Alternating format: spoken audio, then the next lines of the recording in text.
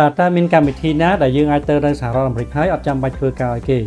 បាទកម្មវិធីមួយដែលអាចឲ្យបងប្អូនទៅរស់នៅសហរដ្ឋអាមេរិកបានទាំងគ្រួសារដោយមិនចាំបាច់ជាប់លក្ខខណ្ឌធ្វើការឲ្យគេធ្វើជាបុគ្គលិកគ្មានជំនាញហើយបងប្អូនអាចទៅនៅរដ្ឋមួយណាក៏បានមិនមានការកំណត់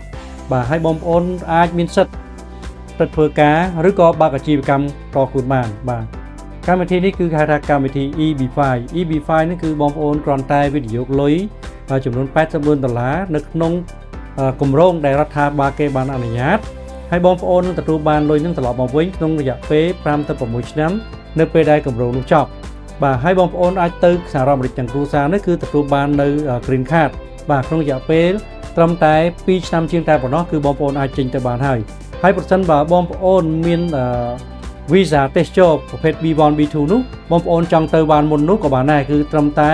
រយៈពេល6ទៅ7ខែតែប៉ុណ្ណោះហើយថាប្រយោជន៍មួយទៀតគឺកូនៗអាចរៀនបាន free រហូតដល់ថ្នាក់ទី12ហើយបើសិនជាពួកគាត់ចូលរៀនដល់សាកលវិទ្យាល័យគឺពួកគាត់បង់លុយដូចជនជាតិអាមេរិកដែរមានន័យថាគាត់បង់ក្នុង local fee មិនមែនបង់ក្នុងតម្លៃជា international student នោះទេសម្រាប់ព័ត៌មានបន្ថែមបងប្អូនអាចទាក់ទងមកខ្ញុំបាទផ្ទាល់ដើម្បីប្រឹក្សាយោបល់ដែលឥតគិតថ្លៃបាទ